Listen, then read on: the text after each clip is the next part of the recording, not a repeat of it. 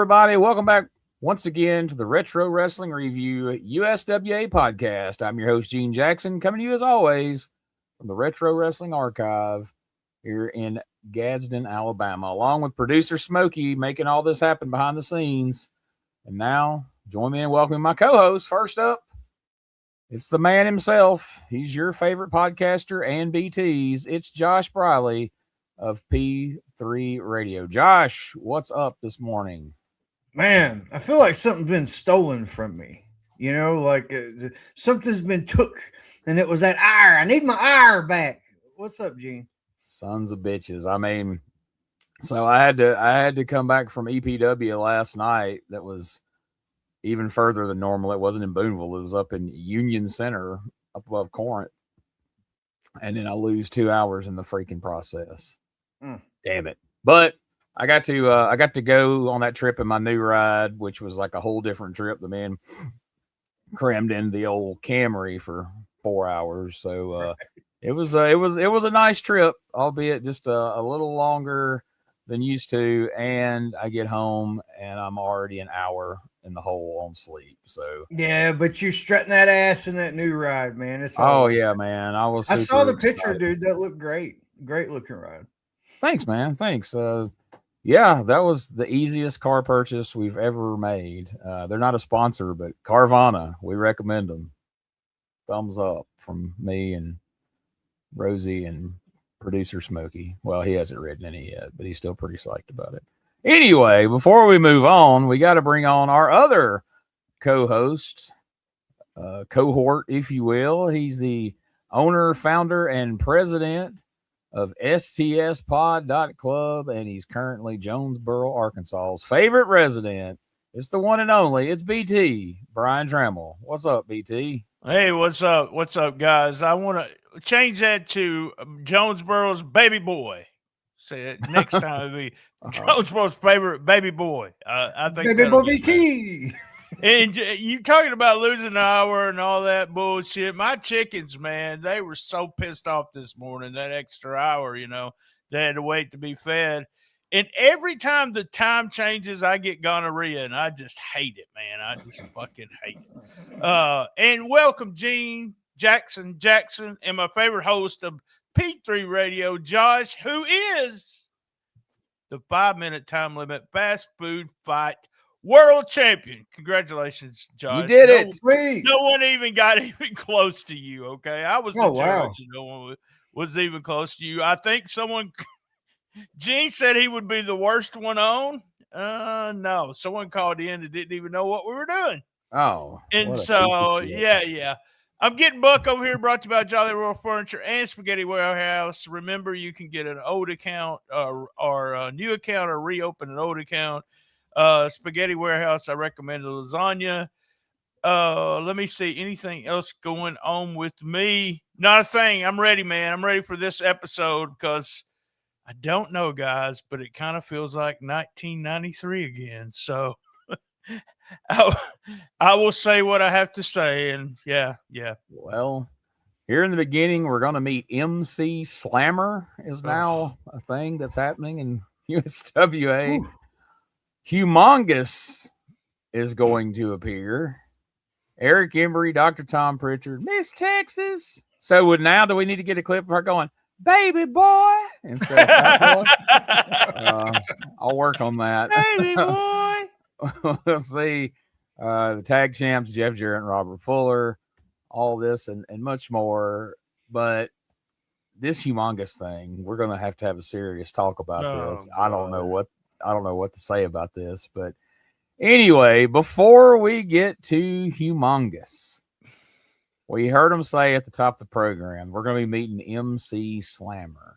And I'm thinking, oh wow, it's a brand new wrestler. Well, it's not a brand new wrestler. It's actually one we're quite familiar with. It's actually Brickhouse Brown doing a rapper gimmick. Check this out. Here he comes right here. Let's get him over here. MC Slammer it is, right? Right there. All right, well, now tell me about that a little bit. Let me tell you something. I had a long time sitting home to think about a lot of things, and I just want to express myself verbally. And let me tell you something right now. Pump up the music!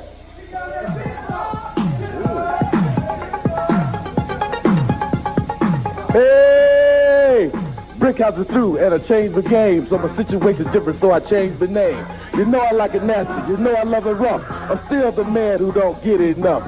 I'm back in Memphis, a half the time, but I'm no longer known as Brickhouse Brown. I've been around the world and I'm back again. Nobody wanna battle me cause they can't win. Everybody knows that the slammer get bucked. Get bucked! Get bucked! Get bucked! All right, let's get busy one time right now. All right. Oh, Holy yeah, baby. shit. Let's get bugged. Brickhouse Brown making PN News look like Dr. Dre. Holy cow. Oh, What the shit? God. How is he not able to rap better than that? What are we doing? And I've heard Robert Fuller get louder get buck chants than Brickhouse Brown just did. Like, this was so off-putting. What do you guys think of this new gimmick? Which isn't even, he don't even have parachute pants on. How you gonna be MC Slammer and still wearing the same damn tights you was last time you was on here as Brickhouse Brown? I had flashbacks of he did something similar with I forget his partner's name, and like, I don't know, 1984 in Championship Wrestling from Florida or some shit. They were called the Break Dancers. I think they wore those tights. Like, it was fucking horrible. And they came out to shit. Can you still hear me? Yes. Okay. My whole screen just went black. It made a little boom boom and then clicked back in. Either way. Yeah, we got a frozen picture of you, but we can hear you. My bad. But yeah, I got flashbacks from that, and you know, it was like it was the same music from 10 years before, you know, or whenever it was. It just didn't go on time, and the fans could smell that it was just disingenuous. Like, and it was just every sense of the word awful. I remember. And, you know, I kind of liked rap at this age. I thought it was pretty cool. But this was like super cringe before super cringe. Yeah. Right. I agree. This is god awful. Fuck. Just horrible. Horrible. I'm a big Brickhouse Brown fan. Always was. I don't remember none of this. Horrible. Horrible. But we did get a great line from Michael St. John. Looks like he's been in the gym looking mighty fine. Brickhouse Brown. There we go. Well, once again, you know, Michael St. John steps in to be the cool guy and kind of explains some of this to Dave Brown. You know, he's getting buck there, Dave. Like, these a couple of things he says. It's like, oh God, Michael. Oh, it was horrible. Don't try to be the cool guy that relates and relays this to poor Dave here. But yeah, you know, it's funny.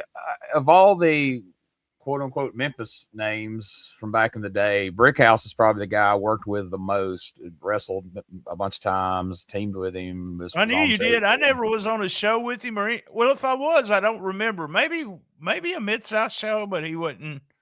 Didn't do anything with him. So I hate that I never thought to ask him about MC Slammer. I would love to hear because clearly his heart wasn't into it. Because when Brickhouse was really into something, he could make most anything work.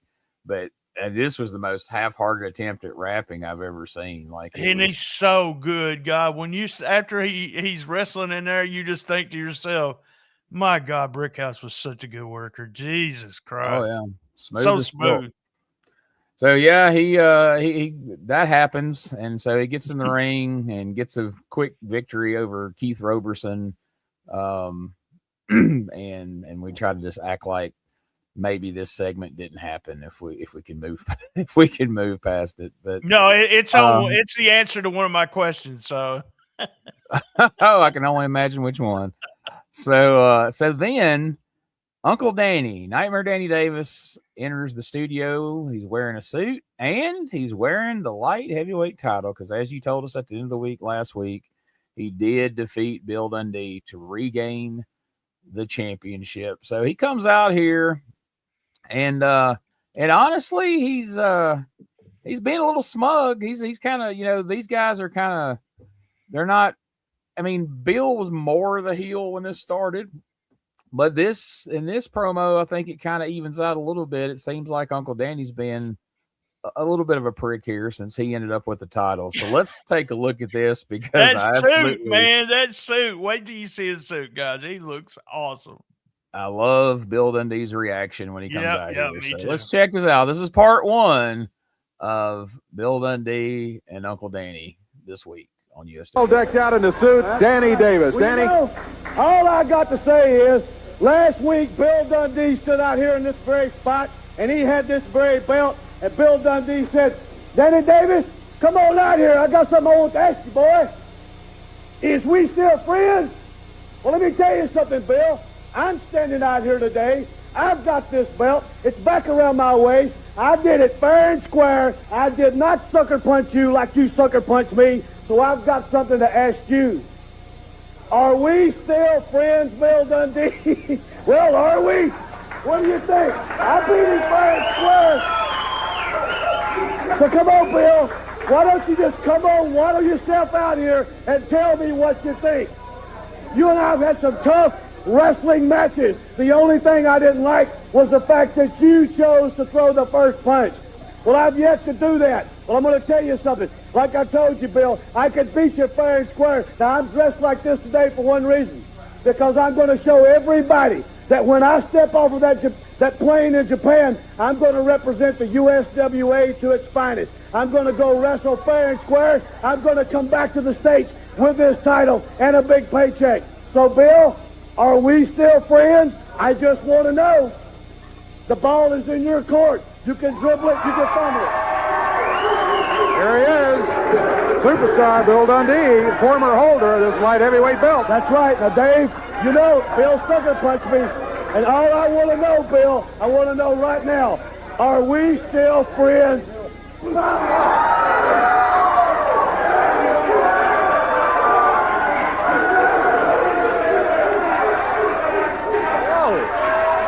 What a short interview, huh? Danny? Danny, you all right?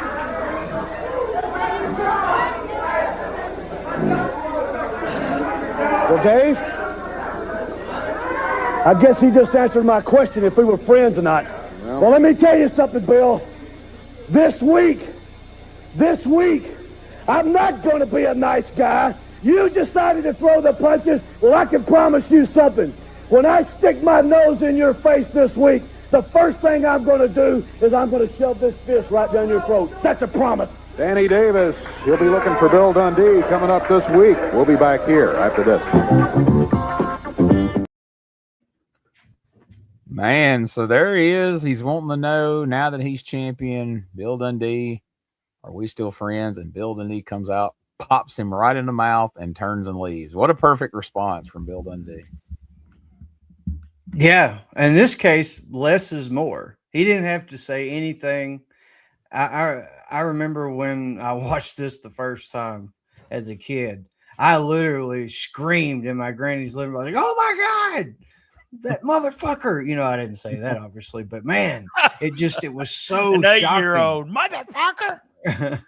It was extremely shocking. And Bill didn't have to come out there and act crazy or anything. That did so much. And it's super old school in its approach, but man, it resonates so much more than a lot of the stuff that's going on in weeks past. So yeah, I love this whole deal. I loved it too. Did Danny say at the very front, "Is we still friends?" I was going to say, why did he make Dundee sound like buckwheat? We still friends. He said, Come on, is we still? Loved it. Let me just say, highlight of the show right there. Those two guys for the last couple. This angle is like Josh has put it over. I didn't go too far to see what the finish is. So I'm just, week by week, just sitting in there enjoying it. So love it, love it, love it. Hey, I'm sorry, but did y'all notice that Uncle Danny was wearing a suit that was before his current workout regimen? Like, them sleeves like of his dress shirt were protruding like almost a foot on each side when he would get bow chested. Like, so whatever what regiment he's on now, it's working. He needed to go suit shopping. But yeah, other than that, he looked like a junior high student that wore his dad's suit to school for, career day or something. It was very noticeable when he walked out. But yeah, that's not the last we're going to hear of this light heavyweight title situation. We'll revisit that a little later in the show. But right now, so I had a side-by-side picture to illustrate this, and for some reason, it's not showing up over here. I can't find it. So we're just going to talk about this. And if you're listening, you should watch this episode, if for no other reason, just for this, because this may be one of the weirdest, most jarring things I've ever seen them do here on TV. This makes you scratch your head and go, what the hell are they thinking? Now, I don't have a picture of them to put on the screen, but you guys saw, they showed a clip from last Monday night, and I didn't clip it because we're going to see a scene from his actual live in studio match. But we see a clip from Monday night of Lord Humongous winning the Texas heavyweight title from Roddy Pritchard. And we see that Lord Humongous is a guy who's barely taller than Paul Neighbors, not as tall as Tom Pritchard. He's wearing biker shorts and a red, it looks like the kind of hockey mask you get at Walmart that glows in the dark during Halloween, but he's painted it red and black. Are we all in agreement that's what we saw in this clip? Agree. Yep. After they show that clip, after they show us the Humongous who actually showed up last week and pinned Tom Pritchard, we now get a video promoting Humongous that is clearly Sid Vicious.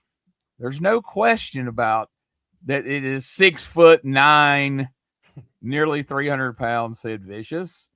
And then we revert back to him coming out to the studio and looking like this. Strong clothesline with that right arm, and the Scorpion dazed and confused in the rings right now.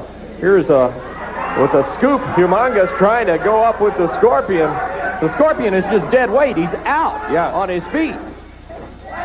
Puts him up there. What do we got coming on here? Humongous climbing the ropes. Here we go. Belly to back, that's exactly what it is, off the middle rope. And Humongous putting the man that's already out. Scorpion's just got to be out cold because he's had to just literally manhandle him in the ring for the pin. But Humongous successful right here against the Scorpion. Well, he's proven one thing. It doesn't matter the size of his opponent either. So Wow. Wow.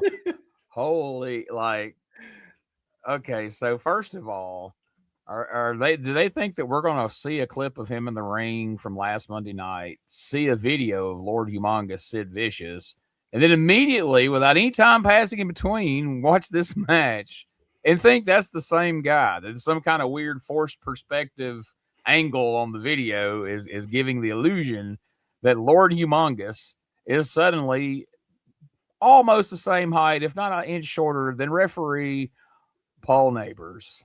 Now, the video I just showed of him executing his finisher, and I'm not even going to describe it. I'm going to let one of you guys tackle that. But I watched it 3 different times.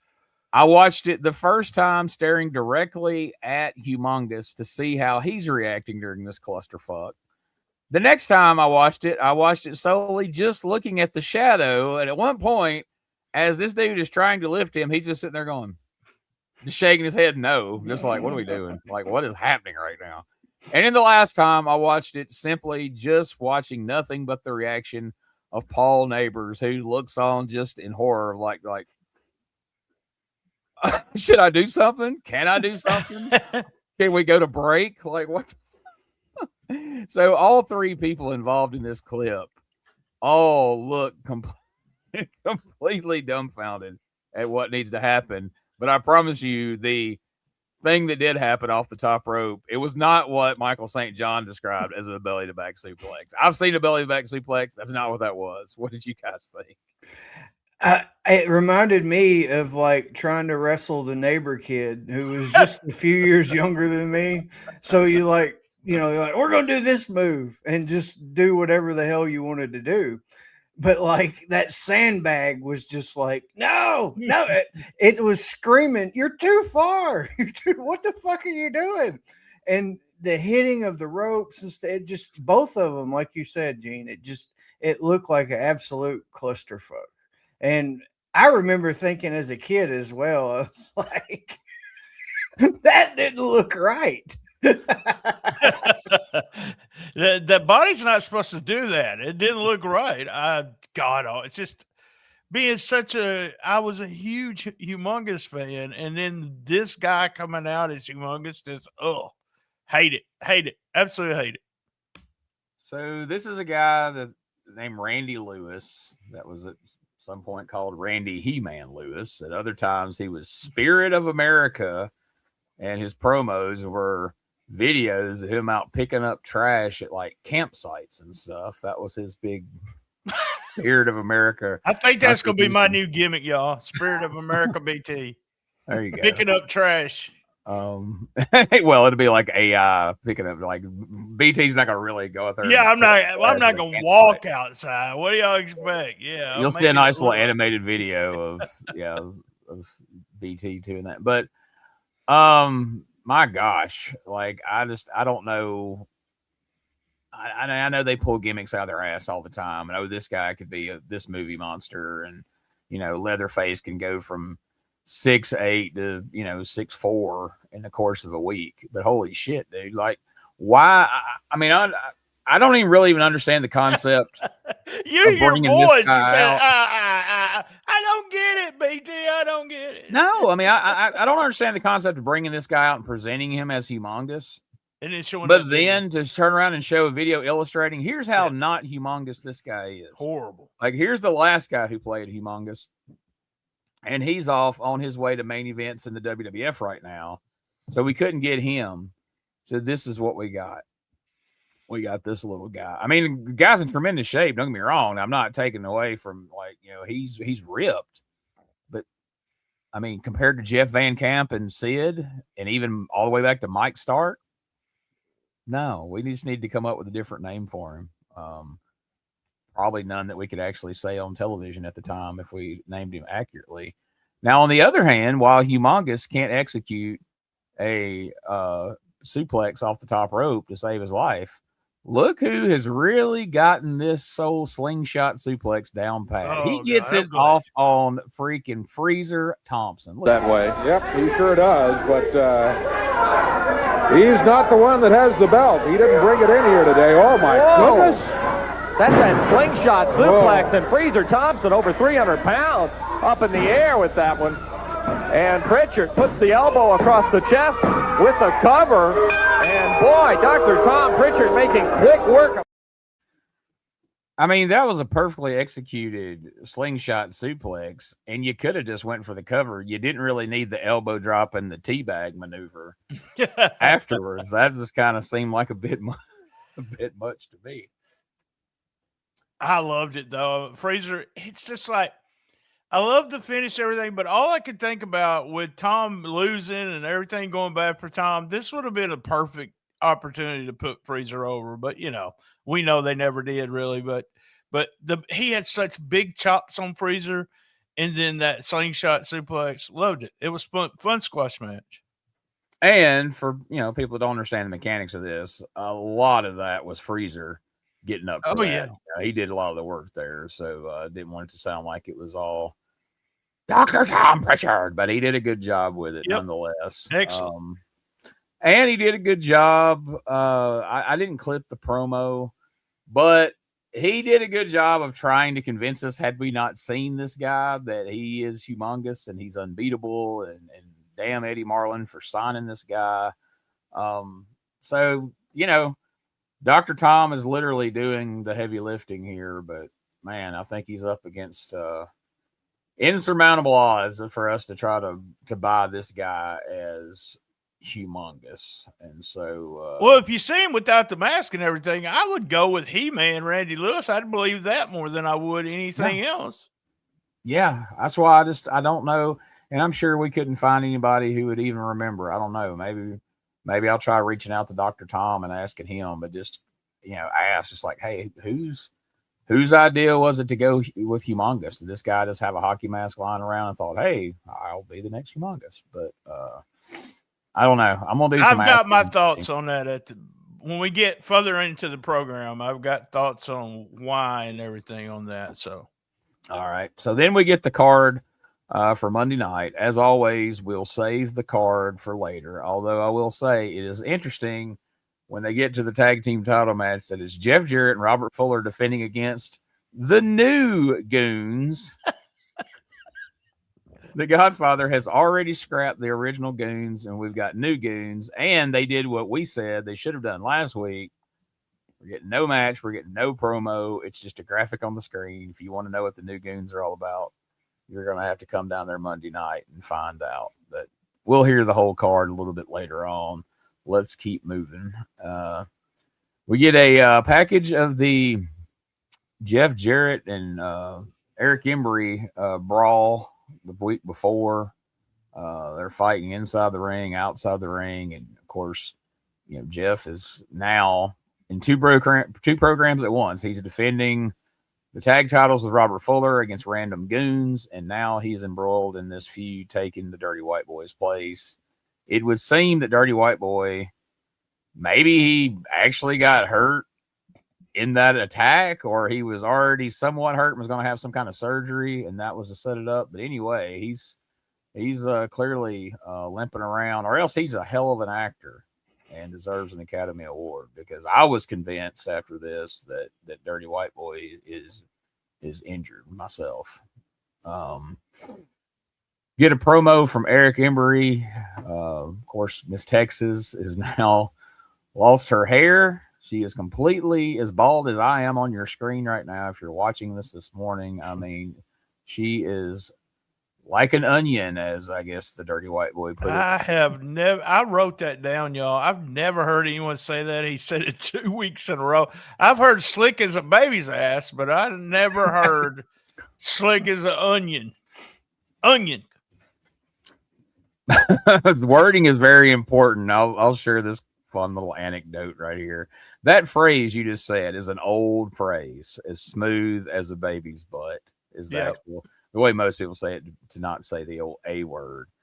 But one time my wife had gotten some kind of new skin cream, and she's over there, she's putting it on her legs, and she's like, man, this stuff is great. My legs are as smooth as a kid's ass. And I was like, whoa, what? I was like, that old saying, smooth as a kid's ass. I was like, the saying is smooth as a baby's butt. And I would stick with that one, because what you just said sounds terrible. It sounds like you would be on the Epstein list or some shit. Jesus. I love it. Love it. And she's like, well, hey, you're not ever going to tell anybody that. I posted it on Facebook.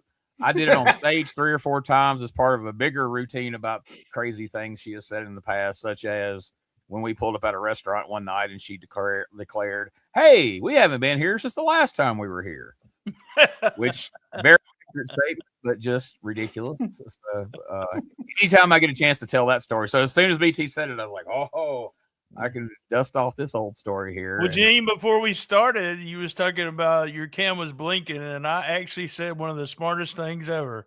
If they're not watching the video, they won't see it blink. Yeah, it's hardly noticeable if you're not watching the video. So, yeah, just imagine the conversation that my wife and BT could have, the things that would get said that didn't necessarily need to be said, but they would. So what do you guys think about, I mean, I know it's just a matter of circumstance, but what do you think about Jeff Jarrett getting plugged in and playing the Dirty White Boy here alongside Kim for these tag matches? The first thing that goes through my mind is like Jerry Jarrett and Lawler and Eric Embry feeling the same way that most of us are watching now with the Fuller and Jarrett feud, or with who they're feuding with. It's like no matter who it is, it just feels disposable and kind of had enough with it. So I wonder if they're plugging Jarrett in that way that he doesn't get like so buried into the, oh, I hate this motherfucker.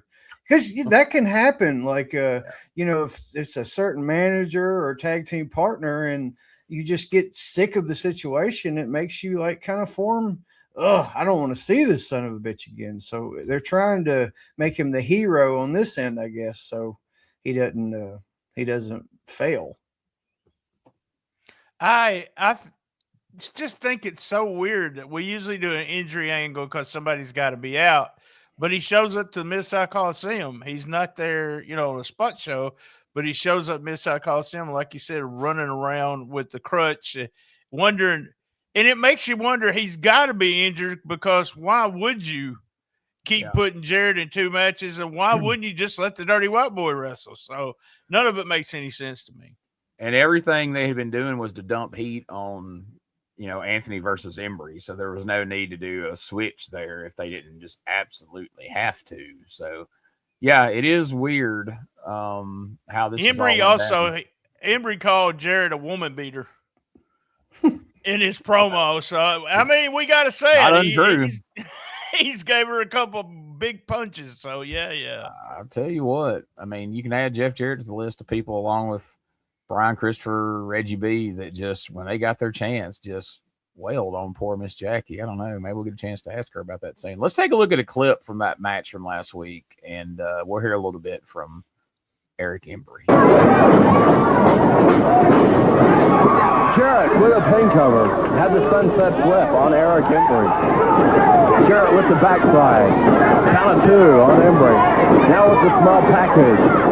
Gets the count of 1 on the flamboyant one. Sends Embry out of the ring. Oh, man, trying to get control. Embry with the full right. Jarrett quickly blocked it. Embry up. The white girl in the corner waiting on Embry. Nails him with a right. Embry clothesline Jarrett over the top rope. Out onto the concrete floor. Jarrett in bad shape now. Has been busted open. Indeed, he's feet on the floor. He's trying to fight back. Goes to fire Embry into the metal rail. Embry reverses it. Embry goes for a pile driver. Sits him up. Rams his head center of the ring. Embry puts him over the metal railing. Down to the timekeeper's table. Has him bleeding. Slams his head into the table.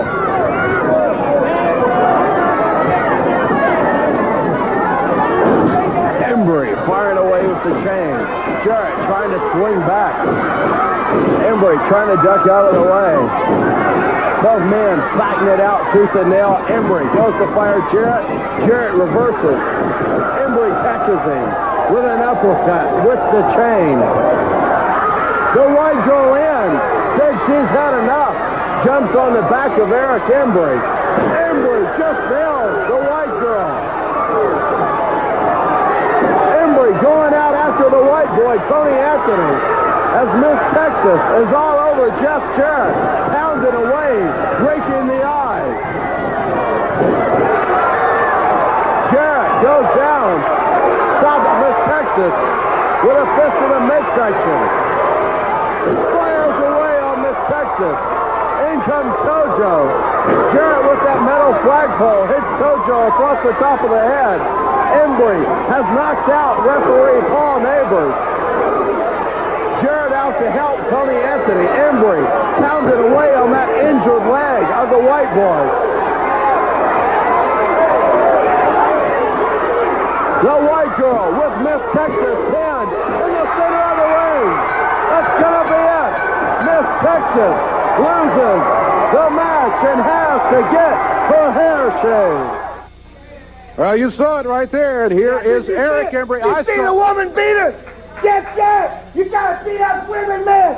Yeah, and you know what else they did? They shaved Sweet Georgia Brown. This Texas hair slicker than a ribbon, man.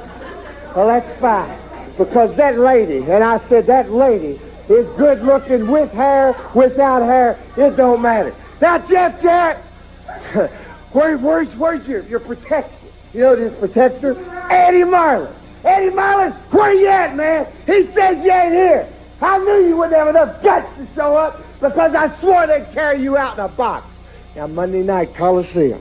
Jeff Jarrett, it's real simple, man. You and that husband, that tramp white girl, me and Miss Texas. The loser gets her head shaved or you leave town. Well, Miss Texas ain't got no choice, does she? No, she doesn't. Well, she ain't going nowhere either. Now, Jeff Jarrett, take a good look, man. And if you don't think I'm serious, you better take another look. Because Monday night, all these idiots in Memphis come down to the Mid-South Coliseum. Because Jeff Jarrett, you're going to be bald-headed. And there ain't nothing you or Eddie Marlin can do about it. Well, you're going to have to beat him in the ring there. No wonder. Cut her hair slick as a ribbon. That's a new one for me. I hadn't heard that one. Slick as a baby's ass. So, pretty good exchanges there during the match with Embry and Jarrett. I don't know. I don't usually show clips that long of the Coliseum matches, but I don't know. I thought it looked to be a pretty good match. And, like, in my head, I have to feel like Jeff Jarrett has made a conscious decision. Like, I'm going to be the Billy Badass of Memphis. I'm going to punch women. I'm going to swing chairs like a baseball bat, but I'm going to wear the gayest, dumbest looking fucking tights I can find while doing this. His gear in 91 has just been awful, but yet it does not match up with this badass stone cold Jeff Jarrett attitude that we're seeing. But then his outfits are just, my God. I mean, he's wearing the Maybelline colors or whatever he's rocking in that match right there. But he's I don't know, like, I like this pairing of him and Embry, the matches. Oh yeah, it's flowed good, and you know, like you say, Jeff is excellent when plugged into this position. Like, I'm convinced, you know, watching this back now, that Tony Anthony is legit hurt, because even with Jeff's new badass attitude, he was only hitting people with that crutch so hard as not to break it, because Tony needed it. But but it just goes to show you that Jeff can do whatever when plugged in. Yeah, new attitude. He's done let his hair down a little bit more, but he ended up coming out there looking like a pillar from Granny's couch with the fringe and everything. Man, that was pretty bad. Yeah, I just look. You talk about workout regimen. He's looking swole now. Jeff has gained a few pounds in the off season. Seems like from week to week we start getting a bigger Jeff Jarrett. He was bleeding bad too. I loved the idea of him and Embry going at it. You know, I'm with y'all. I think Dirty White Boy is hurt. Yeah, I would definitely say so. And you know, Embry calling Jeff a woman beater, but he clocked the Dirty White Girl right in the face with a big old punch as well there. So a lot different time in 91 than current times. But anyway, that's what's happening with Jeff Jarrett and Eric Embry, man. He's just having fun. He's glad Cousin Harold is gone, and so he's finally got somebody he can work with here.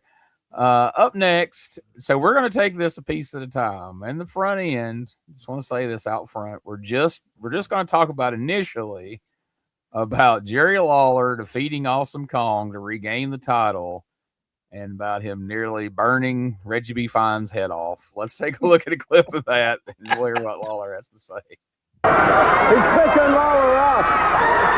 Lawler moves out of the way. Lawler burned Reggie B. Fine. Lawler just burned Reggie B. Fine. Six up Awesome Kong. 1, 2, 3. That's gonna be it. Lawler.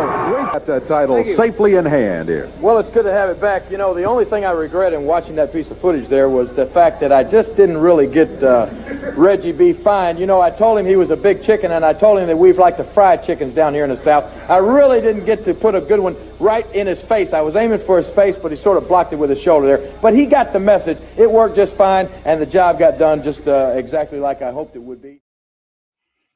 sort of blocked it with his shoulder right there. Mm-hmm. No, it sort of missed him by a mile, and he's delayed reaction sold it as if his entire head had caught on fire, like the Michael Jackson video back in the day. Like that, if Botchamania existed in 91, everything about that finish would be in there. Just the how the Awesome Kong like meandered around and kind of went around in a circle until he could finally fall over Reggie B. Like the planned finish. Like, oh my God, that was the most cartoonish, just silly ass finish in the world. And you know that a lot of people were talking about the fireball for them to air that clip and Lawler to have to acknowledge that it was being talked about, or we would have just swept that under the rug and just tried to act like it didn't happen. But he had to actually show it and then go, he kind of blocked it with his shoulder, but I don't think his shoulder blocked anything. What did you guys think of that whole finish scenario there? You know, I may have loved it for all the wrong reasons, but Yeah. it did its job. It made me audibly laugh out loud. Like just, it tickled the shit out of me. And Lawler didn't help anything coming out there dressed like he did in that shirt. That shirt, I have to find one of those. Like, it's a must because it killed me. It was almost like a skit or some shit, or it was stuffed in the pocket of the fur coat or something, and it was a Reggie B. Fine exclusive. Like, that's the only thing I could think of. But yeah, I thoroughly enjoyed it, but not in the pure wrestling sense. Oh, it was bad, y'all. Just bad. I don't, unless it's what you said, Gene, there's too many people, because I would have never shown that. I would have never, not the fireball. I would have maybe, clipped it, but I would not have shown the fireball at all. So, yeah, I think it was probably just such a joke at that point that they felt like they almost had to just show it and just kind of acknowledge it and maybe kind of put it off on Reggie B somewhat. But yeah, that shirt's a doozy. We're about to see it again here in a moment, folks. If you didn't pay attention to Lawler's shirt, if you're watching the video, keep an eye on this, because it almost looks like maybe it was a gift from the person we're about to hear from. So, as I've been watching these shows lately, and you got the Embry stuff's pretty good, but now all of a sudden you got Randy Lewis, Humongous in here to feud with Tom Pritchard, and that's eye rolling, and these Goon Squad people, like, that's eye rolling. And then Lawler, has been wrestling Awesome Kong, and then you had that Samson guy that dipped in to wrestle Awesome Kong, which I can only imagine how bad that match had to have been. And I'm just like, man, nothing's really grabbing me right now. There's really nothing for us to sink our teeth into on the show besides the Uncle Danny and Bill Dundee promo. And then all of a sudden this voice appears over the studio waist here, and I also have Mr. Lawler. Oh, Mr. Lawler. What is that? Yes, it's me, honey. Mr. Lawler, I'm going to interrupt this broadcast to tell the people just what a painful fake you've been your whole career. Can you hear me? I know you recognize the voice. And for the lovely people listening, Christopher, you can call me Honey Love here. And Jerry Lawler, let's talk about your illustrious career. In 1988, honey, you won the AWA World Heavyweight title. Well, honey, you were such a coward, you couldn't go defend it anywhere. You personally ran the AWA out of business and they went bankrupt. Do you realize how many people lost their jobs? And then, Chicken Jerry Lawler, you accidentally won the world-class heavyweight championship of the world. But would you defend that title belt? Coward? No. And what happens? That company goes out of business. Honey, do you realize how many people that you have in the unemployment line? How many ticket takers, ushers? How many people are being deprived of great wrestling action? And you personally, punk, no, I was working for both companies. I've had 3 long years, honey, in the unemployment line. You know, anybody who's ever come after you has never had 3 years to think about it, honey. But I have, and I'm coming with something so nasty. After all these years, am gonna be the one to put you in the unemployment line. Before I get through, you're gonna lose your house, you're gonna lose your car, you're gonna be worthless, more worthless than you are right now. So my friends, roll this video. Jerry Lawler, this is the Dragon Master. This is what's coming after you, punk.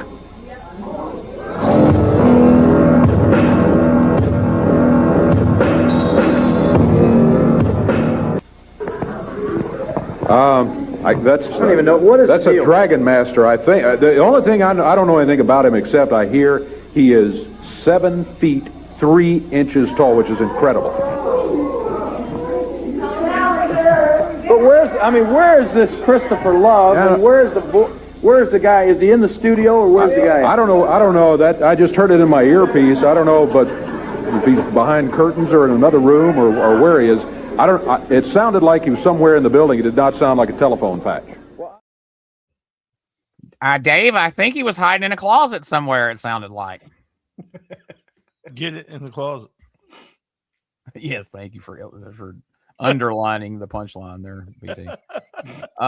So it appears that Bert Prentice has been digging around in a dumpster after a Clash of the Champions show because this Dragon Master's wearing the exact same dragon head that Ricky Steamboat wore to the ring when he showed up as Dustin Rhodes' mystery partner at a Clash of the Champions just a little while before this took place. And now all of a sudden, Bert Prentice is managing a guy wearing this freaking dragon head. But man, when all of a sudden I heard, honey, I was like, oh, business is about to pick up, as JR would say. We've got Bert Prentice back, and he's got a 7-foot tall monster here to challenge Jerry Lawler as him and Dave look around like they've got mosquitoes flying around over their head or something, trying to find out where this mysterious voice is coming from in the studio. What do you guys think? I know I've used this analogy to a situation before, but it directly applies to this one because for whatever reason, as a kid, I latched on to like just different things. And for whatever reason, the tape that this show was on was something I would just watch, over and over. And like, I feel like, because I've said this before, Bert is my absolute favorite Memphis wrestling manager. He eclipses all of them in my brain. And this is like, the beginning of Space Odyssey 2001, where, it's like, the dawn of man. This was the dawn of Bert. I watched it over and over. I would impersonate Bert, talking to Lawler and quote the shit. Like, for whatever reason, I guess it was the history lesson that he had or whatever kind of made me think about, wrestling in a different eye. Like, well, damn, he's not lying. Lawler did win the world title and they're not around anymore. But either way, something I just absolutely ate up as a kid. Dawn of Bert, BT. I love Bert. Y'all know I do. I don't know if I've ever told y'all, but I am in his book. This was bad, y'all. And that's what I said earlier. It feels like a new booker is among us with the slammer thing, with the whole thing, with Humongous, now with this Dragon Master. This all feels so Jerry Lawler. And he's bringing back, as we'll find out, Jimmy Valiant. And then sprinkled among all this stuff, all this bullshit, horse shit, is Emery with real wrestling stuff. And, Danny Davis and Bill Dundee doing one of the best angles on television. But then you're surrounded by all this, stuff that I just can't get into. My question to you guys, and you may know it, may not know it, was this Bert Prentice's first appearance on Memphis Wrestling? I'm pretty sure. Yeah. Oh, wow. Yeah, that's what Josh is saying. This is the dawn of Bert. This is his coming out party, no pun intended, so to speak. I thought it was. I thought it was weird that Jerry didn't know who it was, but then he did know who it was. Do you know or do you not know? I want to make a note that I did send Josh and Gene both pictures of Honey Love beer. I did not make it up, y'all, and I was not intoxicated. But as soon as he said Honey Love, all I could think was that beer can. By the way, did you notice Jerry's been getting, there must be some heel fans out there or something. For the last 2 weeks, he's kind of been healing on the fans, which I thought was really weird. Yeah, he, rather than just ignore it, he usually cracks on a couple of them, I guess, in hopes of shutting them down. But so I find myself as host of a Nostalgia Wrestling podcast in a weird position to where, you know, Josh said something earlier about liking something for the right reasons, or, you know, and I find myself, like, on one hand, rooting for something really good to happen, as it'll be fun to watch. But at the same time, I find myself wanting things like this to happen because it makes for fun podcasting and it gives us things to make fun of. It gives Josh an excuse to bring back the Burt Prentice impression, which has been sorely missed by the listeners. Of like, when are we going to hear Burt Prentice? When are we going to hear? When are we going to hear everybody else? Well, you know, he needs inspiration. Well, here we go. We're getting some inspiration right here, so that's exciting. And so, but I can also see from your perspective, ET, no, it's not good.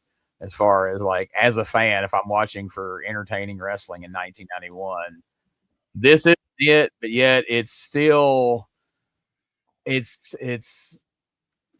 better than Awesome Kong. And I mean, like, I find Reggie B. Fine entertaining, but you know, these last couple of weeks have not been, like, it was time to get past that pretty quick and move on to something else. Now, I don't know if this guy in the big dragon mask is going to be the answer, but we know Bert's going to provide entertainment one way or another. Sure, but it's just so bad. I mean, and it feels so much like Jerry Lawler. He loves all this shit. So all the movie monsters, everything. Of course. But yeah, I just find that funny. Like, I would like to know if that literally is the exact same dragon head that they used on the Clash of the Champions, or it's just coincidence. If, like, that was the cool dragon head of the time, and that's just what you found if you went looking for something. Let me just say that was the cool, because I had 3. No, I didn't. I didn't have 3.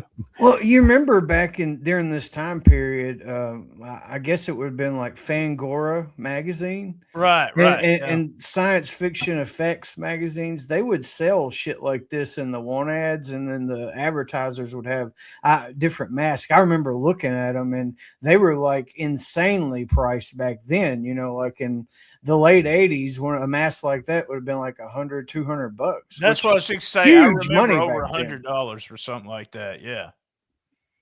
Yeah, like, I don't know. I can imagine, like, maybe some job guy, like, fished that out of the dumpster behind, you know, WCW show, and then was like telling Bert, hey, did you see that dragon thing Steamboat wore out the other night? Yeah, I got it. It's in my trunk. Bring it to me, honey. I got an idea. I need to get a morsel of Ricky Steamboat's sweat, honey. I'm going to suck it up through a coffee straw. I'm going to clone him. By the way, y'all mentioned how we got Colorado Kid. Anyway, y'all mentioned. Oh my God! Oh, that was the best one today. We can just turn it off. Do the old George. We're done. Yep. Josh had the best one last week. God, I just forgot what I was going to say. Oh, if you like his imitation of Burt Prentice, go to 5-minute time limit. We mentioned it a little bit, but Josh won the contest. It was fantastic. Thank you again, Josh, for doing that. It was fun, man. So fun. So after this, Bill Dundee comes out to, you know, earlier he just punched Uncle Danny in the face, so now he's got to come out and talk some shit. So let's see what happens in this round. Dundee versus Dave. Interview. Now, he was here a little bit earlier with a very short interview. He shook hands. Didn't say a lot either. Didn't say a lot. Billy, I don't know. You were out here and you didn't stay long last time. This time I'd just like to talk about the situation. Well, I would too, and this is what the situation is. A couple of weeks ago, I beat Danny Davis for that belt, and he comes out and he says, well, you sucker punched me. Some people say I did, some people say I didn't. Now, professional wrestling, Jerry Lawler has knocked me out more times than anybody, and I never ever said he sucker punched me. I tried to do the same thing to him, and I told you up front, Danny, I was going to punch your lights out if I could, and I did. Then last week, I got to take my hat off to you, brother. I got to take my hat off to you because wrestling is physical chess. I made a mistake, and you capitalized. I had you down. The referee counted 1, 2. You patted me on the back. I thought that's what he was doing, and I won the match. I stood up, and you small packaged me back. That's fine, brother. That's exactly what wrestling's all about. You beat me. Well, I think there's a little controversy in that. I think you cheated, because when I turned my back on you, that's how you beat me. So this week, let's do this. Let's not have no pinfall. Let's just have a submission hold, a sleeper hold, or we knock one another out, whatever the case may be. We don't have no pinfalls, brother. We just, whatever you want to call it, we just make you submit, because that's what I'm putting on you. In other words, the way you want to do it, no counting 1, 2, 3. Did I hear you right? Did I hear you right? You said you didn't want any pinfalls. You want submission holds, a sleeper hold, or knock me out. Friend, you still want to punch me, don't you? No, I still want to punch me. Hang on a minute. I thought we were friends. Well, we got it. I just want no controversy. I don't want you to say I did. Okay. No, you did. You did sucker punch me, and you know it. There is no controversy. I'll tell you something, Bill Dundee. I know you're a tough man. I've seen you wrestle many times. So are you, brother. That's right, I am tough. But let me tell you something. I don't think you're tough enough to make me submit. I do not think you, friend, can make me submit. Hey. Come on, you two. Come on. Now look. Now wait. Wait. Well, no, you ain't telling me nothing. Come on. That's exactly what's going on. Wait a minute. Both of you be quiet. Both of you be quiet for a minute. Now, if you want the match, I'll go check and see if we can get it signed that way. But we're not going to keep doing it. Danny. You ain't seen it. You ain't seen it. Now hold it down, both of you. Let me tell you. You want the match? I'll go call and see if we can get it signed, where it's no pins, no controversy there. It's just like the wrestler that can't answer the bell will be the loser. Okay. Well, now both of you. You're not going to get a chance. Both of you. All right. Thank you, Danny. Thank you for not. That's how I want you. Good and mad. And you got it right, Dave. Just get it signed. A pinfall, a submission, and we knock that sucker out. We'll check it. We'll go check and see if we can get it all squared away. Dave Brown's braver than me. I would not have gotten in the middle of a slap fight between Bill Dundee and Danny Davis.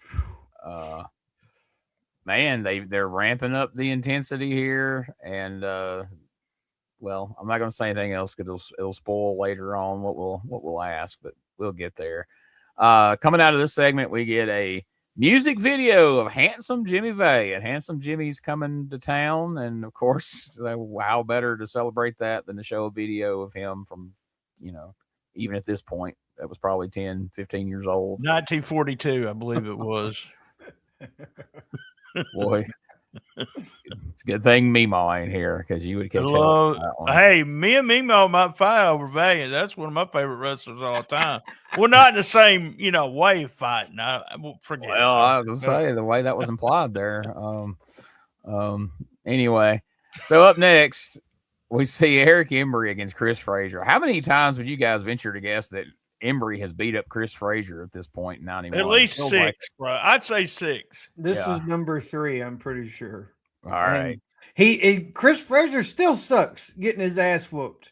I mean, like when he immediately throws him out to the ring, he sucks on the fall. Get your ass whooped right, boy. He can't even fall good. He got tangled up in the ropes, fucked up the fluid, and then he splatted on the floor. It had to have fucked the disc up. It's like, oh my God. Can't even get your ass whooped right.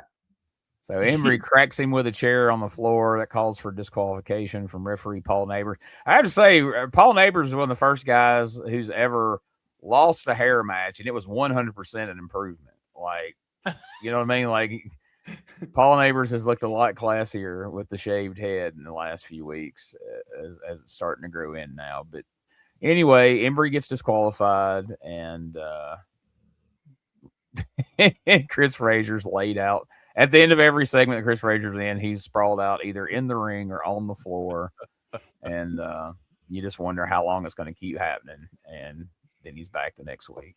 So next up, we get a promo from the Dirty White Boy and the Dirty White Girl. And they talk about Miss Texas losing her hair.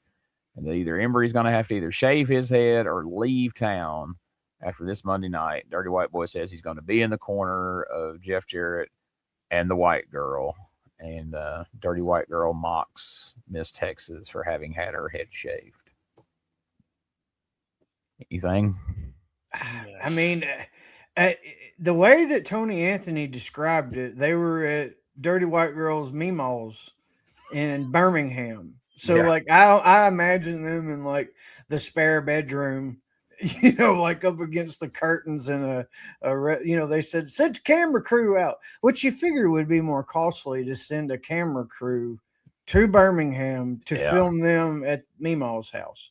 But yeah, whatever. I'm sure like Tony and her had to go to a doctor's appointment, or he had surgery scheduled and he was going to be out of commission. That's why it happened. But I mean, I thought it was cool to try to keep it going, you know, but I don't know if you're not there and causing things to happen and to further the feud, it just kind of feels literally phoned in. The only thing I could remember about this promo is I put slick as an onion. I mean, I went right back to that. Where is he getting at? An onion. And then, like I said, slick as a baby's butt is what I've always heard also. And I just shook my head during this whole promo. And then I had to run and I had to spoil myself and look at the results after this promo to see what the hell's going on. So we'll get to those results here in a minute. Well, I mean, I remember as a kid, like somebody like me would get their head shaved and people would say that your head looks like an onion. I don't know. Miss Texas's head doesn't exactly look like an onion. But anyway, I don't know. I pictured like Kimberly getting the camera. She's like, all right, Tony, I'm going to get the camera out. And he starts unzipping his pants. She's like, no. We got to do a promo. Remember? We got to do a promo. Oh, yeah. Okay. Yeah. Wrestling promo. That's it.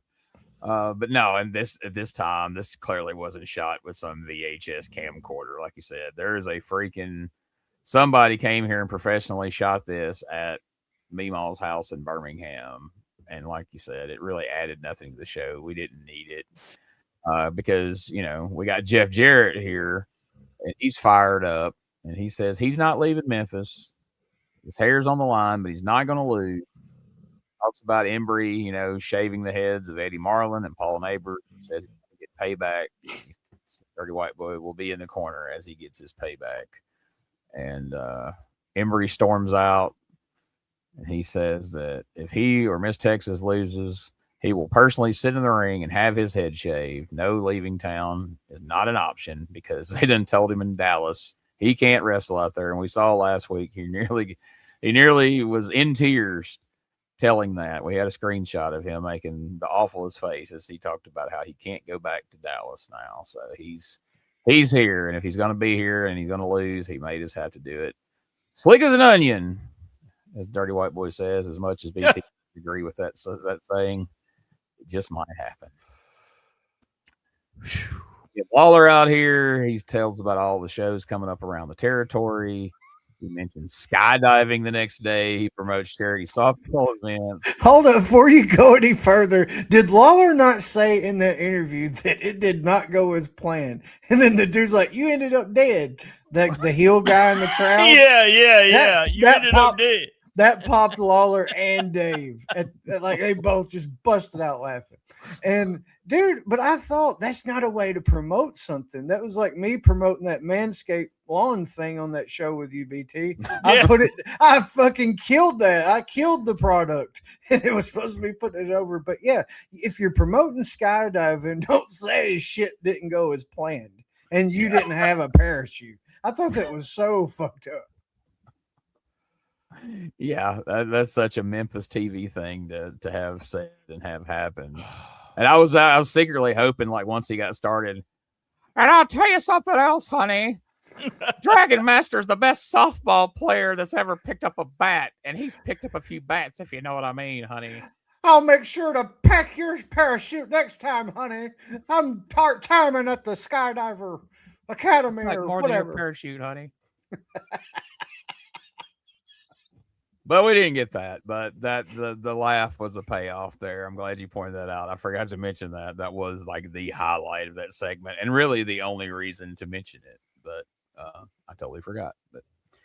And then the final segment, we're supposed to have a tag team match happen. We've got Dr. Tom Pritchard and the Texas we've got Bull Payne with Samantha out in the ring. They're prepared for a tag team match, but we're out of time. We're pulling the old Bill Watts thing here. Would have wrestled Jeff Jarrett and Robert Fuller, but it's not going to happen because we're out of time. And that would have been interesting, but here he is, fresh off of being a Texas Hangman just a couple of months ago. Bull Payne is here. You guys excited about Bull Payne and Samantha? Dude, I teased this a few weeks back that I had like a wrestling thing happen or whatever. And I knew Bull Payne and Samantha would be here this show as a kid because my granny made Bull Payne's outfit, and I guess something for Samantha too. They fucking came over when I guess it was a Saturday that I was there, and like just showed up. And dude, I watched wrestling with Bull Payne and Samantha. She was awesome to me, really nice. And talked to me and didn't treat me like a just a snot-nosed kid. And I remember fumbling around Super Brawl 1 because Bull Payne was trying to describe Scott Steiner's tights to my granny and tell him about the pattern on the back. So I fumbled around that tape for like 10 minutes, just extending the stay, if you will, like watching wrestling with Bull Payne. It was awesome, dude. And I remember how I found out who he was. I'm a kid. Who are you? And my granny obviously said some wrestlers are coming over before they got there. And he said, I used to be the Texas Hangman Psycho. And now I'm going to be doing a thing. I'm going to be called Bull Payne. And I thought that was awesome. Like I had insider information from the source as a 9-year-old. And it turns out he's a bad guy. But so at that point, my mind's clicking like, well, they're not full bad. They're just bad at the wrestling. You know what I mean? Like it was a total mind fuck, but I thought I was in something, you know what I mean? On the inside a bit. And as a kid too, oh my God, I loved going to school, telling that story, going to Richard's house and all that stuff. It was pretty cool. I'm a fan of Bull Payne. Always been super nice to me. I don't think I've been on a show with him, but we have talked back and forth on Messenger a couple of times. Just super nice guy. Always a fan of his work. He's got a lot to do with Ozark Mountain Wrestling here in Jonesboro. Huge angle that they do with Bull Payne, and I absolutely loved it. So, well, look at you. You was an insider all the way back then. You could have had the P3 newsletter back then if you wanted. Yeah, he could have. Yeah. Had the scoops on Bull Payne and the Dark Patriot.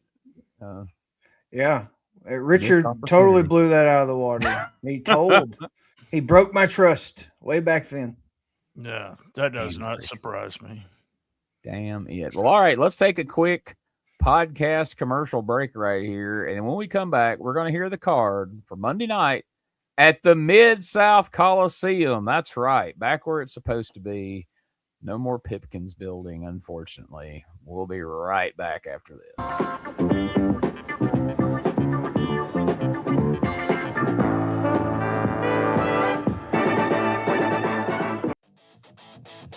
Step back into the wildest territory you forgot you loved. Join Gene Jackson and Rob Helt on the Retro Wrestling Review Continental Wrestling Podcast as they watch every available episode of Continental Wrestling Television. From the explosive beginning in 1985, all the way through the final bell in 1989. Watch along with us exclusively on the Retro Wrestling Archive Patreon, where the full video experience lives. Is listening your preference? The audio version drops everywhere you get podcasts, plus YouTube and Substack. Rediscover the stars, the chaos, and the magic of Continental Wrestling one episode at a time. Hey guys, Ray Russell here. Lots of new stuff happening here at WrestleCopia. If you haven't checked out our website at WrestleCopia.com, it's a great way to keep up with the latest episodes of all of your favorite Copia programming, from the Wrestling Memory Grenade to Regional Wrestling with the Territory Talk, the Wrestling Stoop with the legendary Bob Roop, and of course all of those programs also available at your favorite podcast streaming platforms. And if you want to stay up to date with everything going on in the Copia world, all the latest news, random thoughts, fun videos, pictures, and more, make sure to join the more than 33,000 followers over at Facebook.com/Wrestling Grenade. Don't be left out. And last but definitely not least, it's what keeps the entire machine going. I'm talking about Patreon.com/WrestleCopia. We appreciate your support in helping us pay the bills to keep the WrestleCopia Podcast Network running and enabling us to continue to bring you all the quality programming that we offer. If you love old school wrestling, the Retro Wrestling Archive Patreon is where the real treasure is. Get early access to all your favorite Retro Wrestling Archive podcasts and articles before they hit the public feed. Unlock exclusive Patreon-only shows, watch-along videos, and bonus content you won't find anywhere else. And coming soon, the Retro Wrestling Archive Google Drive is expanding in a big way with even more classic wrestling footage, rare media, and archival material for true wrestling history fans. If you're serious about preserving the history of the territories, this is where you belong. Join the Retro Wrestling Archive Patreon today and step inside the archive.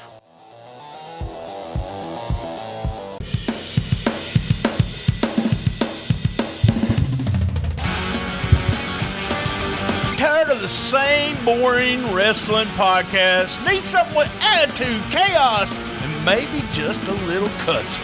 That's stspod.club, and we got it all covered. We've got wrestling weirdness with WTF News Desk, 5-minute time limit, and the Southern fried brain of me, BT, steering the whole ship. We also have rolling into Memphis every week about the current Memphis wrestling. Interviews, hot takes, and wrestling outrageousness so wild it might get you banned in 12 states. That's right, it's sdspod.club, or search all podcast catchers for Shooting the Shiznit, where wrestling podcasts grow chest hair. Not sure what that meant. Love my mama.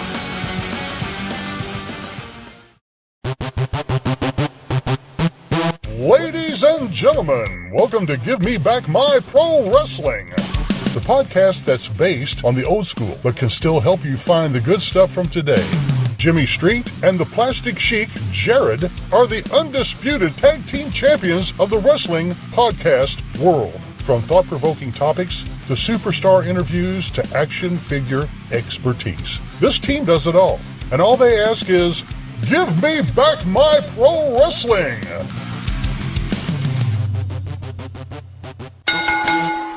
Every other Thursday, wherever you listen to podcasts. All right, we're back. Now let's take a listen and see what all this has been setting up for Monday night at the Coliseum. Monday night, and Dr. Tom Pritchard and all the group in the ring, that's Bull Payne and Samantha up there. We'll try to get to that here in just a moment. But first, the opening match, Bull Payne with Samantha will be involved in the opening match. Rockin' Randy will be going against Bull Payne Monday night at the Coliseum. Light heavyweight title then on the line as Danny Davis will be defending the belt once again against superstar Bill Dundee. And a special stipulation on this match, Dave. There will be no pinfalls on that. It'll either be submission, a sleeper hold, or they'll knock each other out for the title match, the light heavyweight title match between Danny and superstar Billy. We have checked that with the promotion, and that has been approved. You're exactly right. World Tag Team titles on the line then. Jeff Jarrett and Robert Fuller defending against the New Goons with a Godfather, also known as Boss Winters in some quarters.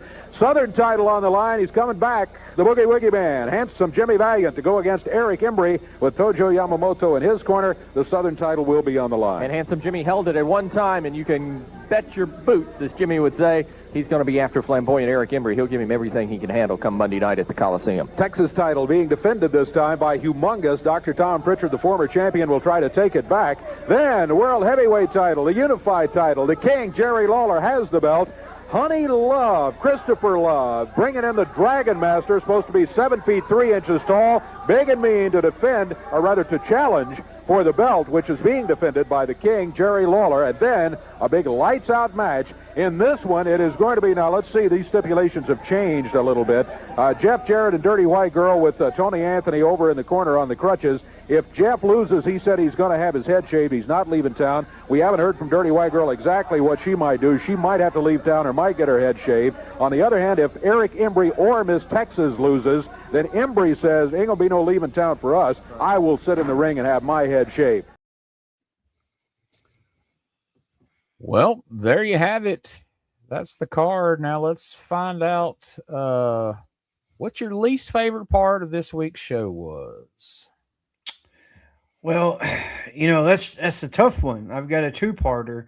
So number one, right there at the beginning, MC Slammer. Like, as a kid, I just, this is bad. Like, this sounds old. And, I didn't even really understand what rap was, and I knew it was bad.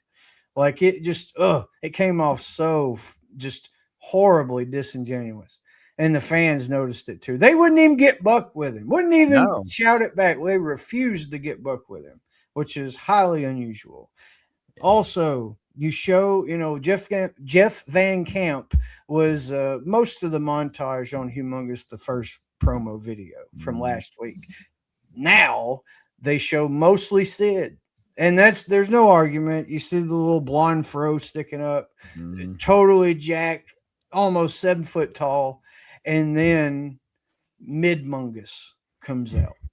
Like, he's 5'8", whatever. He's like a fire hydrant, but still, like, you don't show me Sid and then bring out, fucking Dynamite Kid or whatever. Like, that's not how this works. And as a kid, it pissed me off. And as an adult, it still pisses me off.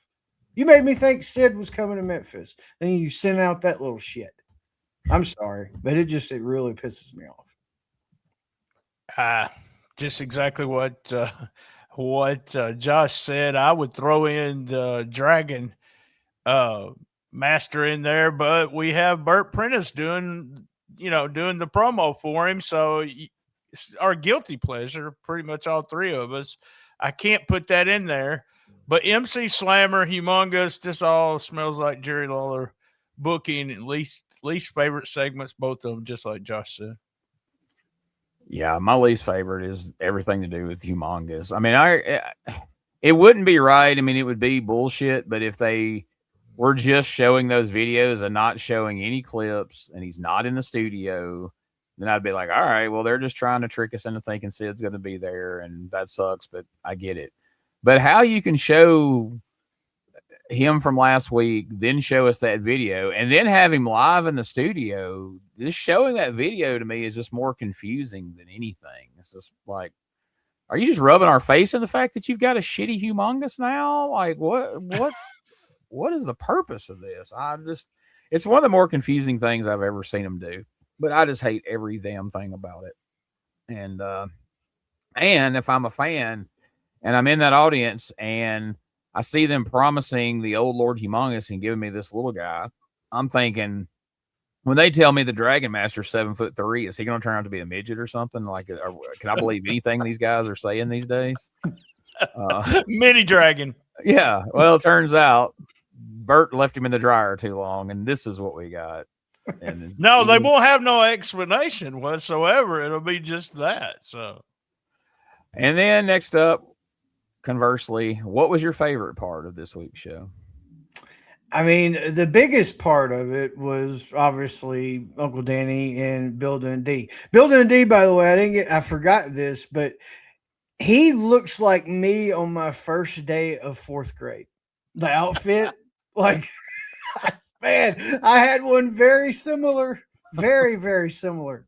And, the drama that him and Uncle Danny got going, the slap fight, which, they're not like going hardcore on each other, but just that alone shows that there's extreme intensity, and that translates because it's better than just being out there, I don't like your face and we're going to fight. Like you feel it, and that draws you into it a little more. And obviously Christopher Honey Love, just doing that promo alone, oh man, that's good shit. I cannot wait till he comes in actually on camera in studio. It'll be great. Yeah, my favorite part is Danny and Dundee. Just a great angle in it. I can't remember which one of you. I think Gene, you're the one that said it one week where it looks like they were driving down the road and said, "Hey, let's do this angle together." And it's a wrestling angle. It actually means something. There's if one of them has the belt, they get to go to Japan, blah, blah, blah. We know that part of the story. And we know the part of the story where they were friends, but now they're not. I just love it. I love that Bert we got to see the debut of Bert. We've watched a lot of debuts, which is fun, doing this podcast. But to think that I sat there and watched the debut of Christopher Love, Bert Prentice, awesome. But yeah, favorite part had to be Danny and Dundee. And you got to think too, in '91, when most of the fans watching this aren't going to be familiar, what do you think they're picturing when they hear that voice for this first time? They have no point of reference, no context to who this is. I can think of one word that they would have probably used during this time period. Honey, that's what it is. Yeah, my favorite part, without a doubt. I mean, yes, it's fun that Bert's here, but just Uncle Danny out here. Hey, friend, come on here, friend. And then Dundee walks out, doesn't say a word. Just as he shakes Dave's hand, comes straight up into a punch in the face of Davis and walks right out. Just a perfect response. And yeah, we needed the promo later in the show, and that's fine.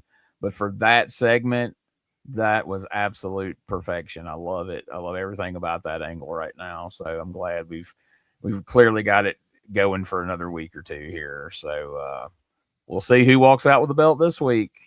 And before we get to that, would you buy a ticket to come see this week's card based on the card? Oh yeah. Yeah. I want to see who the Dragon Master is, see if he's really 7'3". Got to see if Bill Dundee can get the belt back from Uncle Danny, how he might do it, because it's always these little things, but it means so much because there's a friendship behind everything that they're doing. And, got to see Bull Payne's first match after the meeting at Granny's house. I got to go and support my new friend. So, yeah, I'm definitely going to be there. Toss up for me. Really nothing on here I want to see except the main event and Bill Dundee and Danny Davis. So I don't know. Might go if I don't have anything else to do. But you also got to remember this is where I was in life in 1991. I just graduated from high school in May. Probably not one of those shows that I would drive from Jonesboro to Memphis to see. The freaking Boogie Woogie Man's going to be here, dude. I know. But come on. You got to see that. No, we fell into one of these USWA loops where we're hair matching every week now for several weeks. We can't just have one hair match and move on. I mean, if you remember, 93 started out with 12 weeks of hair matches with Brian and Jeff, where neither of them got their hair cut. It's manager after manager and valet and all these different people getting their hair cut, but I don't know that drama is really going to get me there. I probably would be intrigued at this Dragon Master thing in 1991, Gene would be intrigued by that. And I would definitely be intrigued to see what's going to happen next in the Dundee and Danny Davis thing. I'm probably not going to really give a shit who the new Goon Squad is or have any expectation.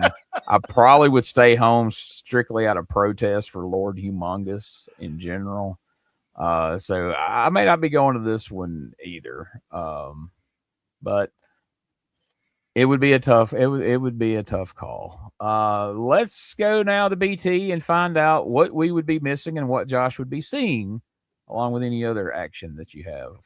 I got this date on 8/17 that this show aired. Jerry Lawler got on a plane and worked a Dennis Carluzzo show in New Jersey.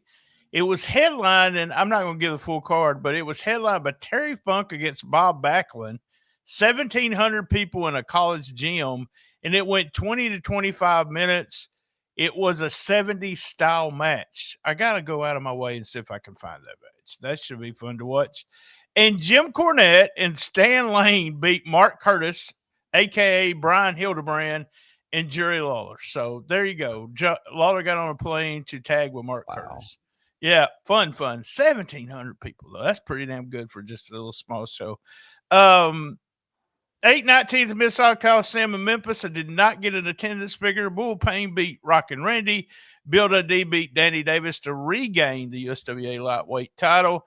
Jeff Jarrett and Robert Fuller kept the tag team titles, beating the New Goons. Eric Embry beat Jimmy Valiant by DQ to keep the Southern title. Tom Pritchard beat Lord Humongous to regain the Texas title. Jerry Lawler beat the Dragon Master, who may have been Paul Bunyan, a.k.a. the Canadian Giant, but I'm not sure is what Meltzer said. Managed by Chris Love to keep the USWA title. And Embry and Miss Texas beat Jarrett and Dirty White Girl. And the loser of the fall leaves town or gets her hair shaved, which ended up with White Girl losing and deciding to leave town. There was also so the Dave Meltzer used to have a readers page, and it was where people traded tapes and all kinds of stuff. And that's where you found other newsletters, or you sent in a letter and people responded. It was really a good part of the Observer because you got the actual readers doing it. But I wanted y'all to know that in this issue that I looked up, Chris Candido, and Dave gave his full shoot address, is looking for tapes of 614 and 621 Dallas Sportatorium shows that aired on Channel 27 in Dallas. He's looking for matches of Chris Candido against Danny Davis. So there you go. Be like, sorry, Chris, I only have tapes of Chris Candido wrestling Danny Davis. I thought it was interesting. He's really wanting to watch, and we talked about that. Danny probably taught him a lot, and he's really wanting to watch those matches again. So I just thought it was funny that he put his shoot address in there. So I was like, so what would you say, just a guess, you think the subscriber base that his address would be going out in front of in that newsletter at the time? So we're talking 91, 800 to 1,200 at the most. Okay. Yeah, that, the Observer was totally something different back then. It was it was like a trade publication. Like the guys like to get the Observer to read gates so they would know where to go.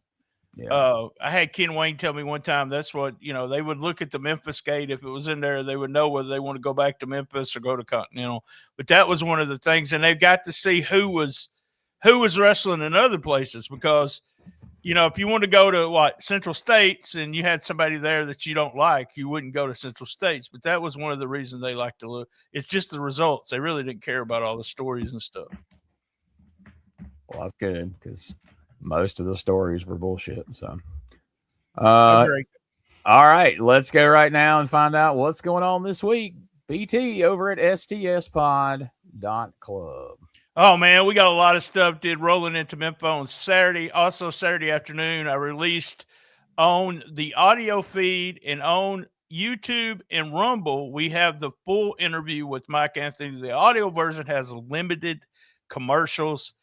Cassette Wrestling News companion piece came out on Monday. If you're listening to this on Wednesday, and it's from August 1991, fit right in here. And then on Thursday on the main feed, we've had him here on the show. Rob Helt will be there in the studio talking to me.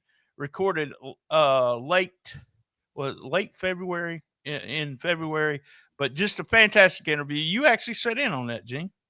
I did. So everybody needs to check that out. That was a lot of fun. So be sure you check out everything over there at stspod.club. And while you're doing that, well, you can jump over to the Retro Wrestling Archive. There's plenty of STS pod material there as well that drops at least every other day. And then also you can find this week's episode of P3 Radio. And, well, as strange as it sounds, we usually let BT review P3 Radio here on the show. So, all right, Smokey, go ahead and pop it up there. Everybody knows what P3 Radio is. Give me the minute. All right, we got the minute going here.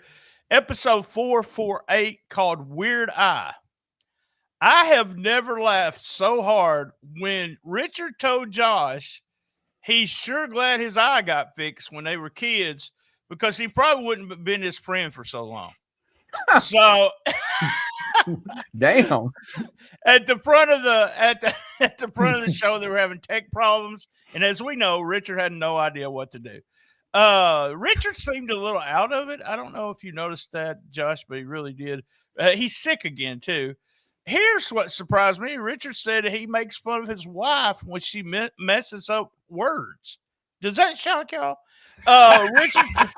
Richard talks about his dog's wiener just a little too much. And Josh and Richard are planning to sell grandma's clothes, Don West style. That's going to be awesome. If your age is higher, that means you're older. I learned that on the show. If your age is higher, it means you're older. Did my wife teach them that? That sounds like some of her wisdom. I love the song you guys come back to, and every time I hear a real song, I think Gene got a strike. And the whole thing with Justin Timberlake and his police cam, it makes me want to watch it more now. How many police cams have we had that no one goes to court to try to stop the release of it? There's no telling what he says or does on that. All right, guys, that's my review. It seems like it's going longer than a minute.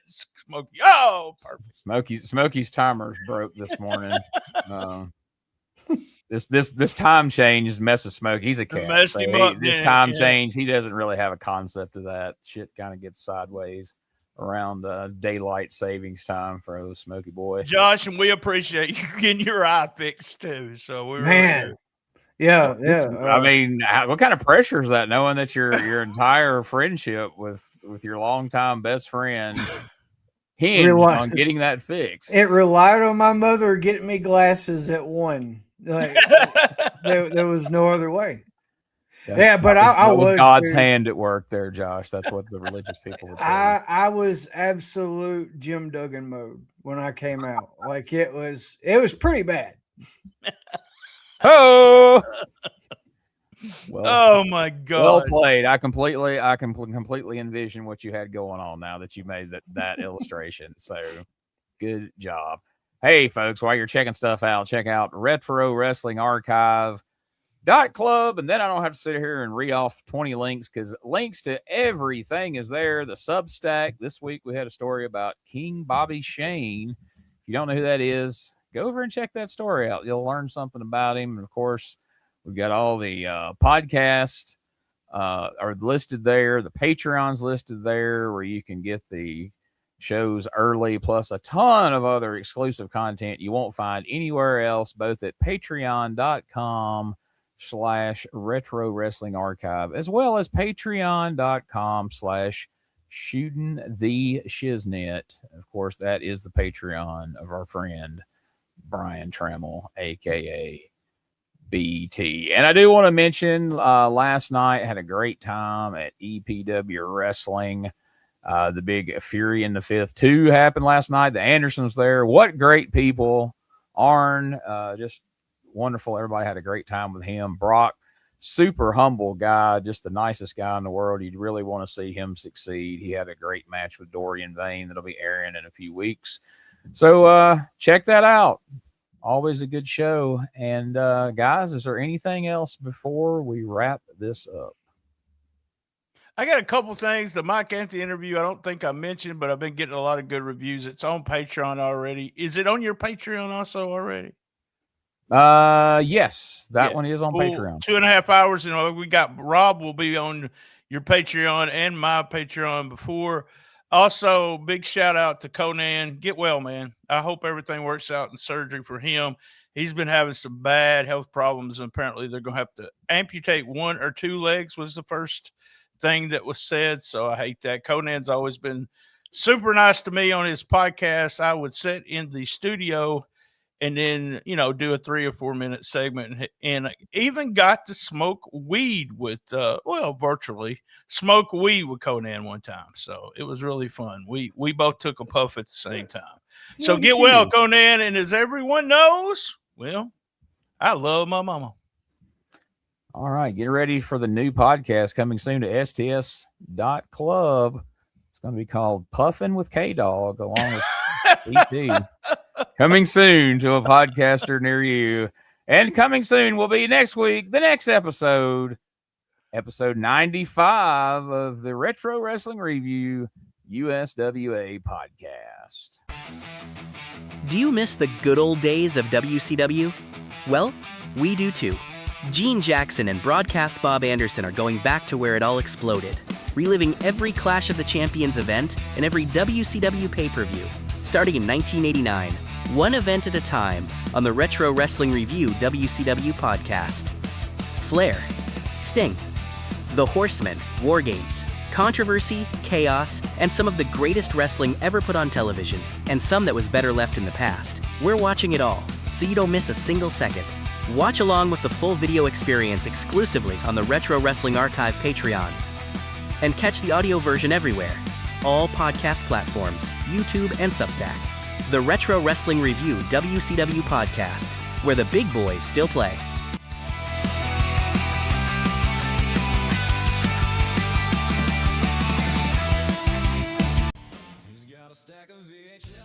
Old school wrestling isn't just history, it's personal. On Retro Wrestling with Gene Jackson, Gene sits down with the legends, the wild cards, and the unsung heroes of the territories. Plus, he breaks down the shows, the moments, and the stories that built the business we all grew up loving. Real conversations, honest reviews, no pandering. From Memphis to Mid-South, from smoky bingo halls to sold-out arenas. If it's old school, we're talking about it. Full video interviews are available on YouTube and Patreon. If you're just looking for audio, you'll find it everywhere you get your podcasts, as well as on Substack, where Gene posts in-depth retro wrestling articles each and every week. Retro Wrestling with Gene Jackson. Preserving wrestling history, one conversation at a time. His action figures all alone strike their classic poses. He finds joy in the